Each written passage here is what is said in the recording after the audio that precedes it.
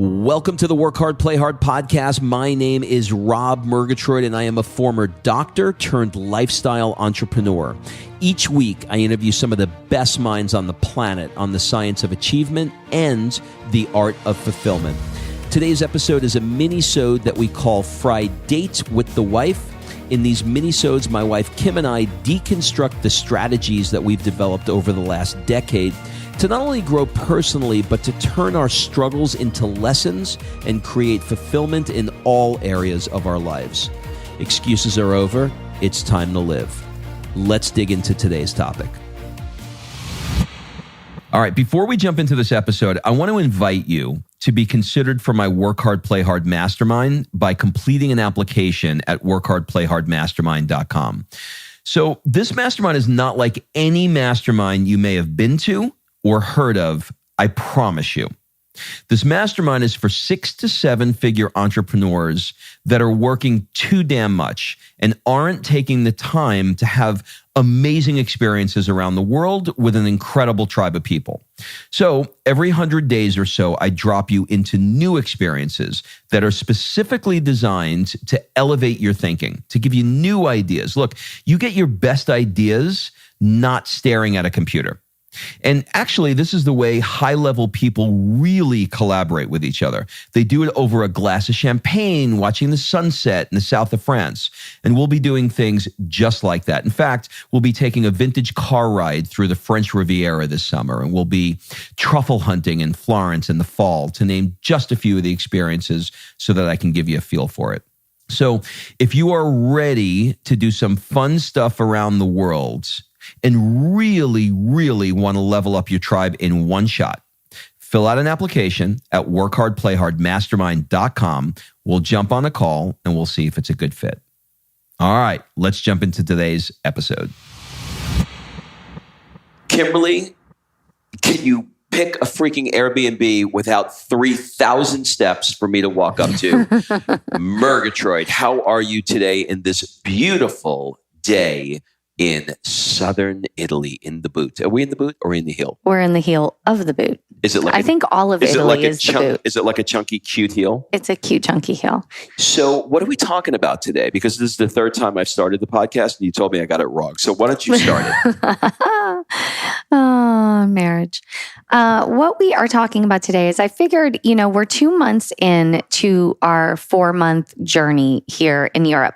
And what I thought we would talk about today is the lessons and the takeaways that we've had thus far between, the bidet that you have fallen in love with, the tarantula biting your wife, and no, a tarantula didn't really bite me, just for everybody. And I didn't fall in love with a bidet, but go ahead. Debatable.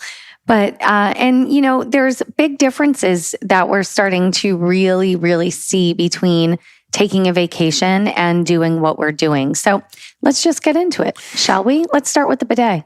Okay, so first of all, some of this is going to be a little bit of a rant, right? So I'd love to tell you, like, whoa, look at my Instagram and look at how we're traveling all over the world to the best. There's a lot of things that are not so freaking easy about this shit. This is where it all comes out. If I could be completely honest with you. Like if you go back to our first one that we did on our vacation, it's got to be really interesting to be a listener, because it was like all this excitement. We're going to have 4 months in Europe. Oh my God. And then we had the Montenegro episode where you basically made everybody pee in their pants with your detailed account of arrival in Montenegro. And now we're 2 months in. And now the onion is being peeled. I'm just going to give you 2 very simple things to consider. One is, how tall am I? 4'11", right? I mean, so somebody explained to me why when I get into the bed, my feet hang off the ends. Okay. This is so true. He's sleeping diagonal in the current. Now, let me set the stage. We are in a town called Lecce in Puglia, which is in the heel. Which, by the way, try and say that, not make it sound like milk, but go ahead. Okay.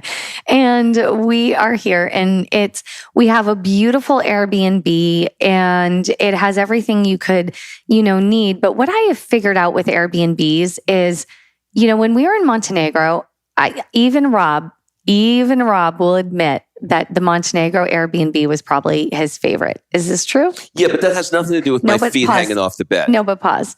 So we were there and it was amazing. It was well equipped. Why was it well equipped? Because it was actually the family's house that when they go on vacation, they rent out. So it was amazing. The ones since are like equipped enough if you are on a vacation, and we will get into that in a minute, versus like living. So the kitchens are equipped-ish. Okay, but let's get back to the bed for a second. I understand your point. Your point is that they're not living in it, so they're not paying attention to the details. So they didn't exactly get the best bed. But here's what I want to know. Where do you buy a bed if you wanted to equip a home with a bed? For someone over 5'1". Where would you buy a bed that a person that's 5 feet tall, their feet hang off the edge? Where is there like some Euro IKEA for midgets? Like what? Like, I don't understand how that can even happen. That's the first thing. But let's get beyond the bed. Let's go into the bathroom, okay? So I'm 4 feet tall. Now, as I go into you just lost 11 inches. As I go... That's what she said. I almost beat you to it. Now I go into the bathroom, and somebody explained to me why both my left and right shoulder knock the mirror off on the wall because the width isn't wide enough for me to do it, okay? So now you're 4 feet tall and really wide is the picture everyone's making. So now I have to turn my body as if I'm turning a drone to be able to face myself, to look in the mirror, and then while I brush my teeth, I grab for the toothpaste. My fist almost goes through the wall because I hit the toothpaste, and then as I'm brushing my teeth, I'll tell you, I brush my teeth. I've YouTubed how to brush teeth, and I brush my teeth with very little motion, back and forth motion, because you're not supposed to do that when you use an electric toothbrush. So did you just say you YouTubed how to brush your teeth? I did. The Interplaque. Is it called Interplaque? It's Sonicare. So when I put the toothpaste on the toothbrush and I start brushing my teeth, I have a little forward and back motion, and yet I hit my elbow on the wall and the toothbrush on the enamel of my teeth because the width between both of which does not allow for normal brushing of the teeth. Now, while I am brushing my teeth, I've learned I don't want to close my eyes entirely because it's just weird because I just woke up. And while I'm brushing my teeth, my eyes are half open because there's a bidet that I'm looking down on that has like... I'm going to say it's dust, but I don't know that it's dust. It could be some other dusting of something else that's in there. And I want to understand why, if the bathroom is 6 inches wide, that they're going to back a truck up in and they're going to install a bidet because you got to have the freaking bidet when I'm standing on 1 foot trying to brush my teeth. But this truck of a bidet has to be there. So what is the reason why this is there? Okay, now number 3. No, hold on a second. Hold on. So this bathroom, it's probably, let's call it 7 feet long and about 2 feet wide. Okay. It's the most narrow. It's a hallway. Okay. They took a hallway and they put a sink, a bidet, a toilet, and a shower in it. Okay. At the very end. The tray of the shower can't, the amount of water that comes out of the shower and goes into the tray at the basin, they're not in sync with each other. So when it comes in, it's an instant freaking Noah's Ark flood that goes through the water. No, but the worst is the shower itself. So they have they upgraded and they got the rain shower head, at the top that sprinkles down rain. By the way, I hate that thing. And I'm so glad that a fire hose goes into a Dixie cup. I mean, that is really freaking nice. No, but hold on. The water temperature, you can put it on and keep it like at one place. You don't even, once you find like your perfect temperature, but then it goes from freezing to scalding hot in like 4 minutes. So when I have to bathe Sophia, she's like, okay, make it cold. And we do cold. And she has to scream when it gets hot because I can't bathe her. It's like, this definitely has been the most complicated for sure. Okay, I'll give you another one. Somebody explained to me why that all of us have to turn Wi-Fi off so the other one can send an email. Okay? Like somebody explained to me a second. If I write, "Dear Kim, hi, how are you?" in an email, we gotta like go, everybody shut it down. Okay. No, iPad off. Laptop off. Kim sending an email. It's like, remember when you were a kid, you couldn't turn the sink on when the shower was on because somebody's getting... If you flushed the toilet, you got... Right. Okay, so that's what Wi-Fi is over here. All right? So I have been trying to upload... Look, okay, it's been an hour and 15 minutes. I am trying to upload a 1-minute video onto Instagram. Okay, the last rant is explain to me why when we come home at night that we have to walk up 157 stairs in the dark, okay? In the dark, and then you got to find a button in the dark to turn the light on in the public hallway that people are coming home to that is on enough to get you up to the next flight of stairs. And then on that next flight, you got to find your way in the dark at night in the public hallway to find the light to turn it on, to do it one more time, to go up on the next one, to work your way in. And the last one is explain to me why to open the door. There's 37 rotations of a key to open the door to allow you to get back into the house. Okay, he hasn't even hit 2 of the other points. So one other point that is really funny and weird here is we'll go out for the night. And I come home, it'll be like 10:30, 11. I come home, I have to check a 8.5 by 11 sheet of paper for what day is it and what trash item has to be put out. I can completely appreciate that they recycle everything here. Glass, paper, plastic, organic material, and then, of course, everything that's not recyclable.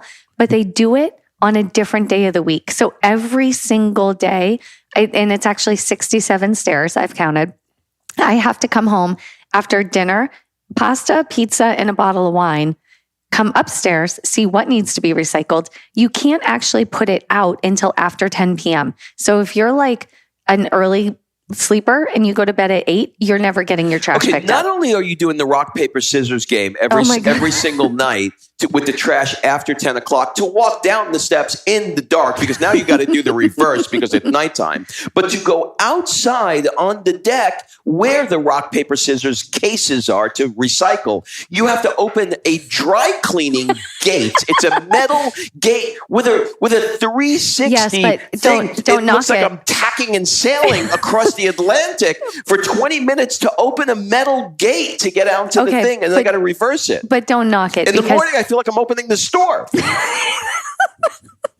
You are. Oh my gosh, that is so funny. But don't knock it because we love that thing. We've been sleeping until like 11 o'clock every day because we're in the pitch black. It is the most amazing blackout curtain. Oh, I've trained my body what dead is like. I mean, like if you're going to be 9 feet under in dirt, when they close the metal gate, there's no light. Okay. Once again, I'm in the dark. It's the hallway. I've broken 4 toes trying to pee in the middle of the night because it's pitch black because we're inside of a dry cleaner in a gate. Oh my God, I can't breathe. Oh my God. Okay. All right, what did you want to say? I can't even. So tell me about your experience with water, with drinking water. You mean like having to actually have water for my body? Is that what you're talking about? Okay, so to get water for your body, you have to. Okay, here's how I'm going to start this. It could be very easy. Hey, Rob, don't make a big deal. Just go to the store and get some water. Let me tell you what going to the store and getting some water is, okay? So on Monday, if you go to the store and get some water, you can't get water. Kim, why can't you get water on Monday? Because they're recovering from the weekend. So everything's closed. Everything's closed on Monday to get the store.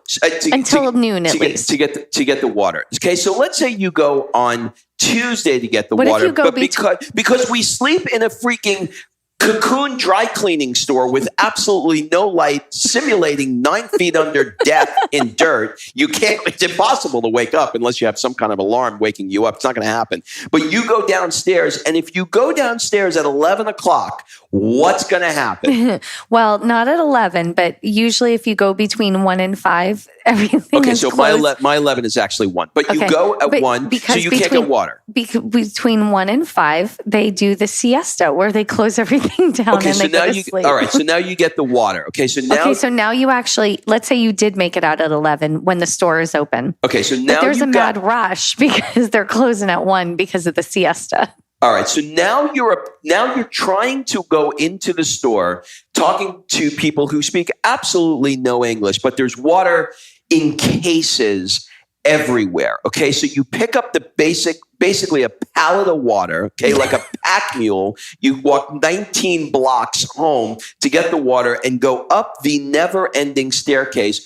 Open it up, and what do you have? You have fizzante, okay? So you have sparkling. Have you ever tried to wake up in the morning to Perrier, just putting Perrier down your throat? You're burping and farting for like an hour and a half because you're one big bubble, okay? To be honest, that's all you are. So now so you can only do this water for so long because you can only carry one pallet at a time up doing your strongman competition up to your Airbnb. But that's, I feel like I'm in Little House on the Prairie. I feel like I'm living back in the 30s trying to make things simple and easy. Do you know, it's so funny. I mean, all kidding aside, that is actually what's going on in our life right now for the last 2 weeks. We only have a couple more days here. The Airbnb itself is actually really nice. We're making it sound horrible. It's actually in a great location. We're loving it.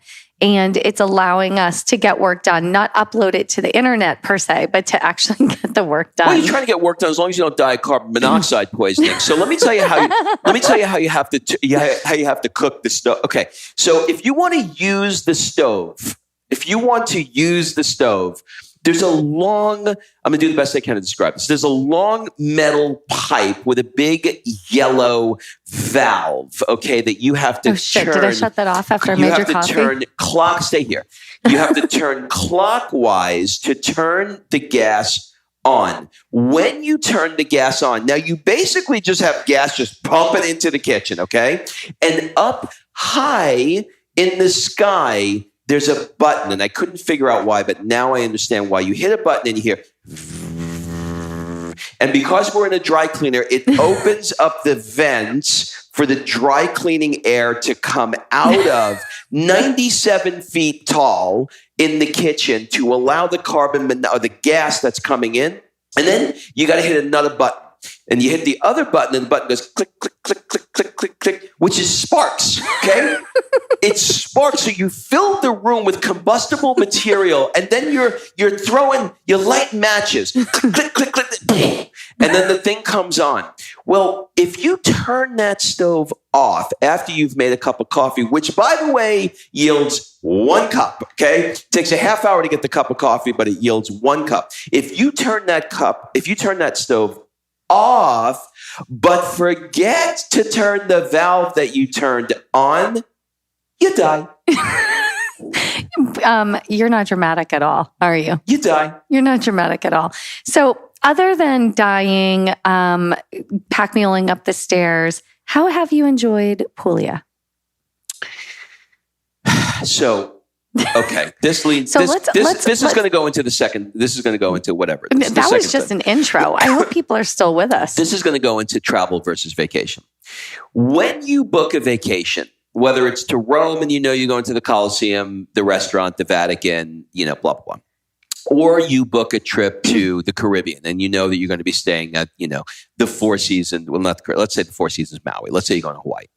You have a predictable experience of what's going to happen. You're going to wake up, you're going to go to the beach, and you blah, blah, blah, blah, blah. You know exactly what it is, right? So it's very familiar. You make an impression. I mean, I'll find something wrong with it, but for the most part, I know what's going to happen, okay?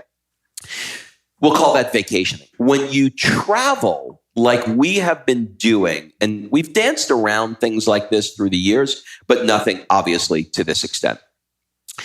You never know what's going to happen, and you are stepping into a new world of completely unfamiliar that you either have to say, I'm going to roll with this, and I call it kissing a pig. What do you want me to do? You want me to kiss a pig? I'm going to kiss a pig. Whatever you want me to do, I'm going to do it. And that's the stage that I'm in now. Now, that said, to answer your question, there is a radical difference between the Italy that we've been to 20 times in the past and the Puglia region that we are in now. This is 99.999% Italian. These are Italians that are on vacation, they're on holiday with their families. In fact, that every time we leave our little home base of Lecce and we explore out, we'll go like an hour to an hour and a half away,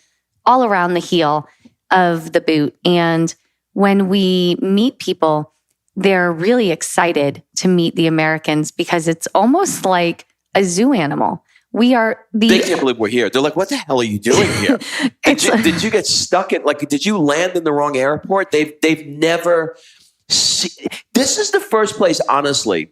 I don't want to make a political argument here, but we travel a lot. And when, there's been this arc of telling people that we're from America. And in the beginning, years ago, people used to be like, oh my God, America. And they loved it, right? And then there was George Bush, not George Bush. I don't know why I made it Russian, but you know what I mean. And then we had to tell people we're from Canada because, we were not well received. Now, I don't know what it is. I don't know if things have changed here or... I actually just think it's that we're the only Americans here. Or different part of the country. I think it's just a different part of the country. So Puglia is we're going to get back to what he was talking about with vacation versus traveling, because there are some things that we've realized that I think can provide value for you guys, because basically, unless laughing is of value, we've provided zero so far. Laughing has value. Laughing has value, but we've provided no other value up to this point. But we'll get back to that in a second. We have prepared them for what they're in for if they want to do this. That's a lot of value. That's a lot of value. So in Puglia, it's pretty much where the Italians go to vacation. You might see a couple of people from the UK, maybe a few people from France, but that's kind of it. It's really where and those people typically have some Italian ancestor that lives in the area. Yeah, like a husband. Yeah. A husband. So it's a really unique location, and we've got to explore a lot and do a lot of things. But, we've gone now from Monaco to Mykonos to Montenegro to Croatia. Anything with an M is basically what we've done. We've done. Minneapolis is next. Go ahead. To Croatia, to Rome. And then, I left Rob for 5 days in Rome. He did great. And I went back to the States to do some work with my team. Talk to me like I'm a 14-year-old little boy. I did. Well, you kind of are when I leave you. So, but he did great. And I came back, met him here, and we came to Puglia. But, with each destination comes a new way of doing things. With each destination comes a new schedule. And to give you an example, when we were in Montenegro, it was like he'd wake up, he'd go do his morning routine. I'd bring him coffee. Then we'd switch. I'd go up and do yoga. And everything was like, there was nothing rushed or hurried or anything in Montenegro. You couldn't rush anything in Montenegro if you tried. There's not much to do. So it was very, very good reset for us. Then Croatia got a little crazy. Rome is super hectic. I was traveling back and forth to the US. And then we came here, and there's a place here called, I'm going to say it wrong. I'm going to go with Taranto, not as in Toronto in, Canada, but as in tarantula. So Taranto. And they have this, I don't know, folk tale, old wives' tale of a woman being bit by a tarantula and being put under a spell. And they have a dance related to it. It's amazing. Actually, Anthony Bourdain did a really interesting episode here in Puglia. So if that's up your alley, watch it. It's so good. But they have this thing. And, since I've been in Lecce, I haven't felt myself. And it's been really hard, to be honest, for me to get into a routine here. It's been very, very difficult. And, the day it's like I wake up in the morning, I help Sophia with schoolwork. Rob goes and does his morning routine. And then it's, okay, where are we off to? And it was after I don't know what, Rob, day 10 of that, where I started picking fights with you. Mm-hmm. And I was like, okay, I can't do this. And I was not myself. I was short-tempered. I'm short-tempered usually anyway, but I was shorter tempered. I was more on edge. There were things here that are a bit more frustrating. The siesta here is it's no joke. These people They do not fuck around with their sleep. They're not fucking around with it. They are going to close this shit down until, from 12 to 5 or whatever. Restaurants don't open, and begin their evening until 7:30. And at 7:30, the chef is doing the orientation for the staff of what's on the menu that night. So what's been super frustrating for us here is getting a reservation at any restaurant is impossible last minute, because you have to book it a day before. So then we have to know our plans the day before, which doesn't always happen for us. Well, let's talk about booking it the day before. Okay. So it's not even just booking it the day before. If you don't call that restaurant during their open hours, which are at 7:30, sometimes 8:30 at night until, midnight, they're not going to answer the phone. So there's no ability to book online. There's no ability to call them. The only shot you have is while you are in a restaurant to call the next restaurant the next day, or you're not getting in, because if you try and get in, they're going to say we're full, because they have 12 tables and they put your name on the table for the night, because you get it for the night. And one more thing with this area is like we said, it's not the Italy that we are accustomed to. In Italy, in Rome, Florence, those areas, we have found that, you can get an amazing meal anywhere. You can kind of walk into any place and you're going to get an incredible meal. That hasn't been our experience here. It's been a bit more intermittent getting a great meal, and the food is very, very different. And there's a really heavy Greek culture here. The food is very blended. There's a lot of meat. There's, it's not all like pasta and pizza and more simple food. So here, and I also even think it might be more touristy here, which is weird to think that Lecce could be more touristy than Florence or Rome, but something here is making the food not as amazing. So there's probably 5 great restaurants in this entire city that we're currently in. And so it's been this game of where are we going to eat tonight? And so, when you have a child that's been out playing all day in the park, at the beach, and then you don't have a reservation for dinner, and you're using TripAdvisor and all these other things, and you're going restaurant to restaurant, and no one will seat you because they don't have any room, because they only have 12 tables. And then you finally get into a restaurant and you can't get a waiter, and the service isn't great and the food is not great. And then, it's like one frustration after another. So, between this culmination of me not being able to get into a routine, this stressful walking around at night, trying to get a table and all of that stuff, it's been super frustrating to me. So, I spent a good 10 days here probably irritated. And one night at dinner, I just finally said to him, I said, I'm sorry I've been so horrible here. And he said, you really haven't been yourself, right? That's what I said. You have not been yourself. And he said, I think the tarantula bit you. And so we started to have a conversation about it. And this is something in the vacation versus traveling that I've noticed is, there are things that are in your day-to-day routine that you set out, and you have your routine. You wake up, you maybe have a morning routine, maybe you meditate, maybe you go to yoga. Like for me in Atlanta, it was wake up, get Sophia off to school, drink some water, go to yoga, come home, shower, work, and then go get Sophia. So I had a very predictable routine.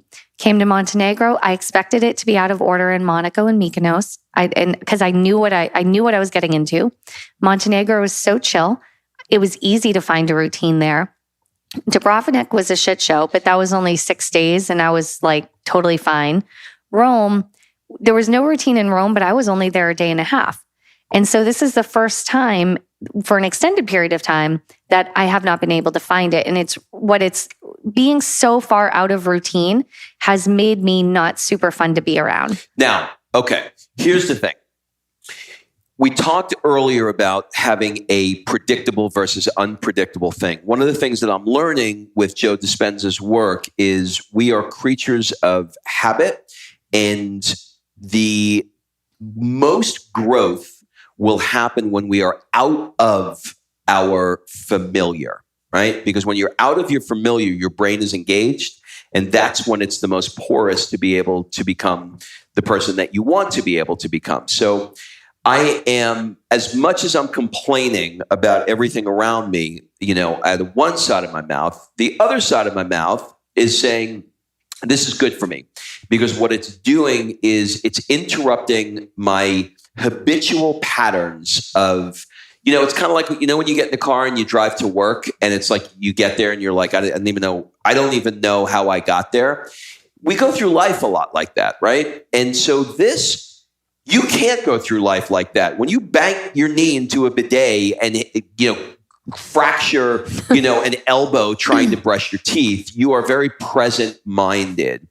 1, 2 is I have a much more worldlier view of, I don't know how to put it any other way than to say a worldlier view of the world.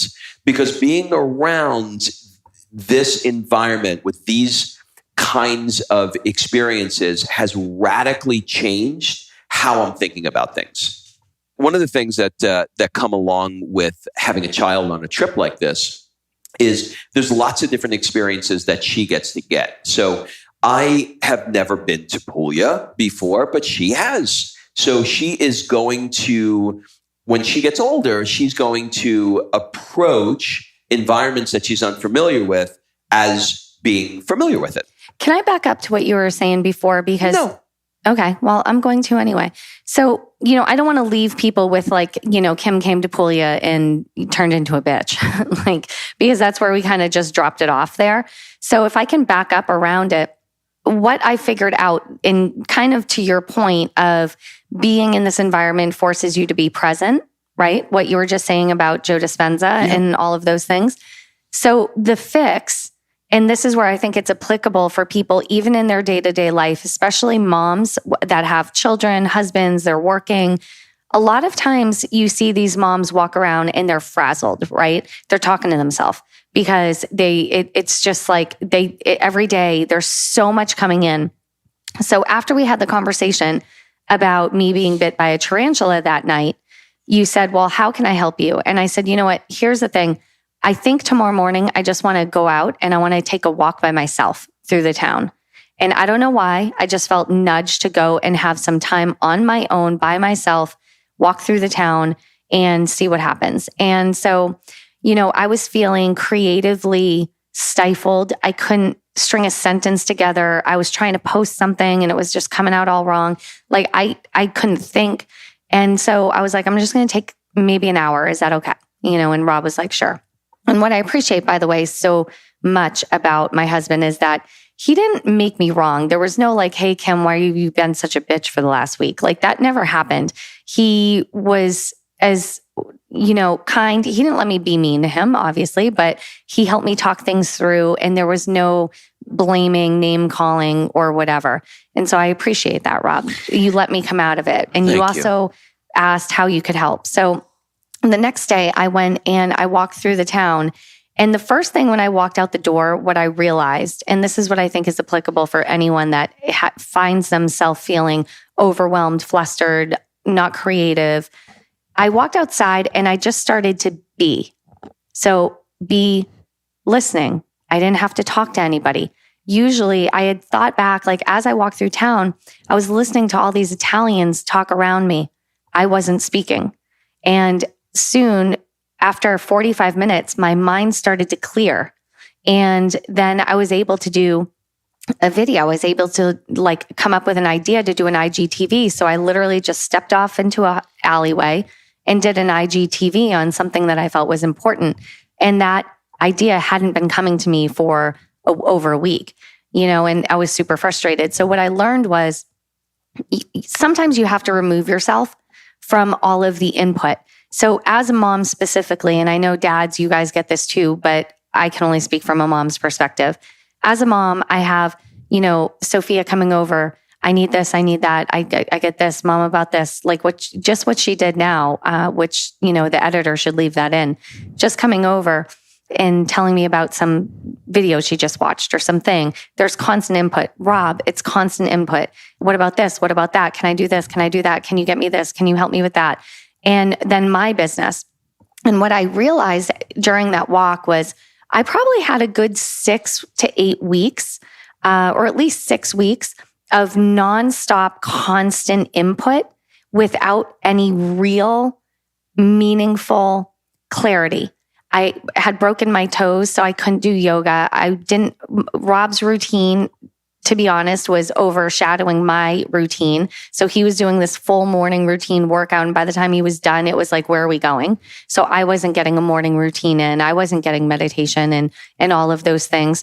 And I wasn't asking for it. I didn't want to make a stink about it, but not having those things, not having those parts of my life that make me a better human, you take those out and you're going to get the mean person because I think this is such a great example that, even if you're on vacation or even if you're traveling like we are now, that the things that make you human, the things that you need to be able to, the shock absorbers that you need to get through life with to make sure that you're journaling and meditating and, being in silence or whatever you need. If you don't take care of those self-care needs, you can ignore them and you can say, I'm super mom, but it's going to bite you in the ass and it's going to show up in some other way. And I love the fact that you are so willing to say, I was this way.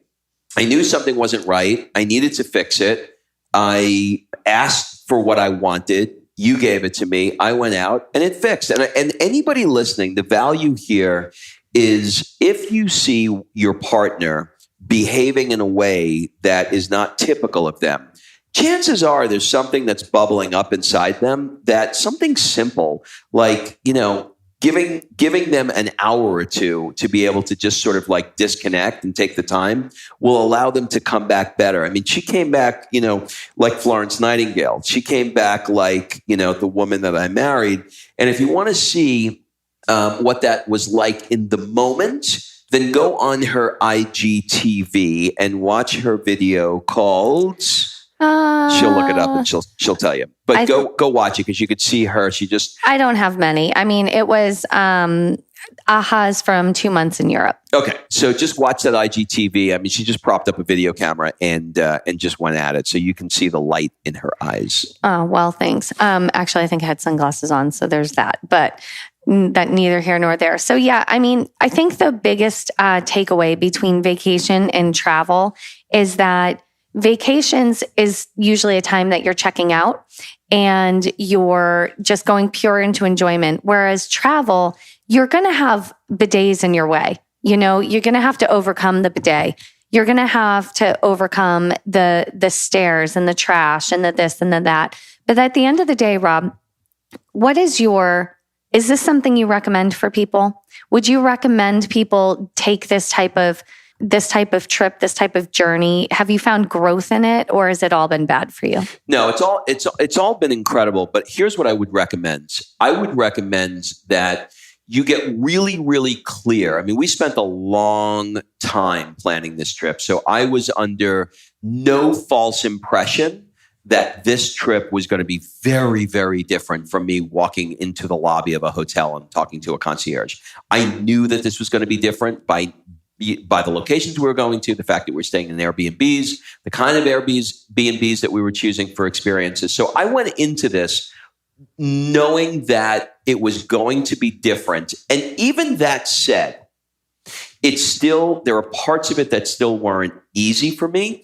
And then there's another side of it that was far more experiential, far deeper than any hotel experience in a, sort of like sanitized way of a city that, is used to dealing with tourists would have been. So I strongly recommend people do it, but I also recommend that they set their expectations to know that it's going to be different and to embrace those differences. And you may have to let off a little steam about the fact that your bathroom is 2 feet wide.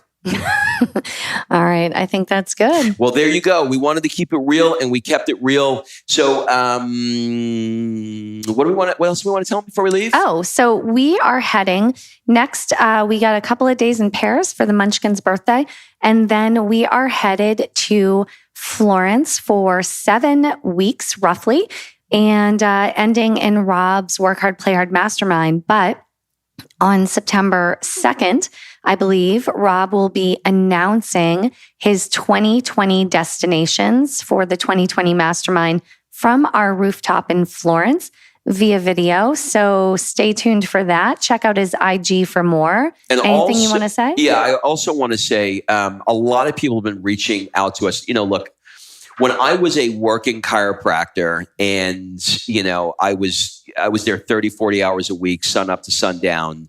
And if I watched, 2 yahoos bouncing around the country bouncing around Europe for 4 months, I'd be looking, going, how are they doing that? So we get a lot of those messages. And to be really honest with you, the base income that allows us to do it is because we decided to jump into network marketing. So Kim has graciously agreed to do something that I really love the name. It's called La Dolce Freedom. So she's going to be beginning that in Florence, where she's going to take a group of people that want to do what we did and teach them exactly how we did it. And we'll save more of that for another show. But if you want to learn more about that, go to Kim's Instagram at Kim. Are you Kimberly or Kim?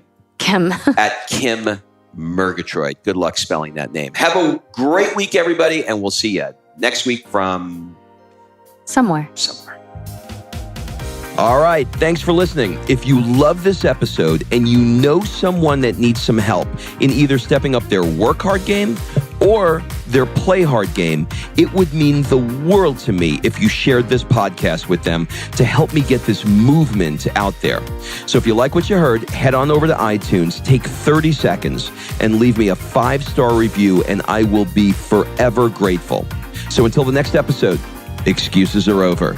It's time to live.